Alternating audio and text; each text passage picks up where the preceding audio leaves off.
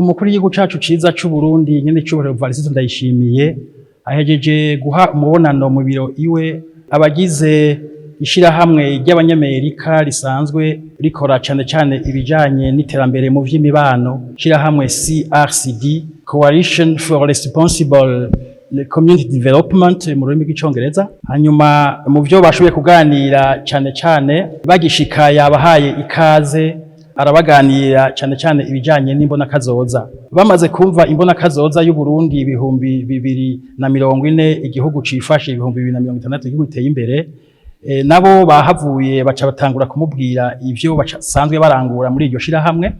Hanyuma basanga mbere imbona kazoza hariho aho isa cane n'ishirahamwe ryabo, kuko cane mu bijanye n'ivyo guteza imbere ugwaruka, kuko imigambi yabo cane ishimikiye kugwaruka.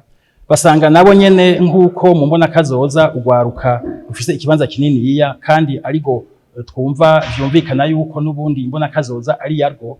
Basanga nabo nyene ni nkuko nyene imigambi yabo ishimikiye kugwaruka cane mu bisata vy'inyigisho muri rusangi, hamwe rero n'ibisata bijanye no gukarihiriza ubwenge ugwaruka kugira ngo rushobore gukora ibikorwa bifadika rumaze kuba ruzi ivyo mu mutwe gusa, gutyo ngo rushobore kwiteza imbere, rushobore gutegura imigambi yago ubwo nyene, rushobore kurondera ubuzi bwarwo ubwo nyene, rushobore kandi no gutuma igihugu kizotera imbere biciye kugwaruka nyene. Bamaze guhanahana izo no kwita imbona kazoza zabo uko ari imice ibiri, abo bene iryo shirahamwe bakengurutse cane kubona bashoboye kuza mu Burundi igihugu c'amata n'ubuki, kandi barashima ko nyene icubahiro mukuru w'igihugu yababwiye ati muje gukorera ngaha mu Burundi natwebwe twobishima. Ubona ko basanzwe bakorera no mu bindi bihugu byo muri Afrika, n'ubwo nyene bafise icicaro muri Los Angeles.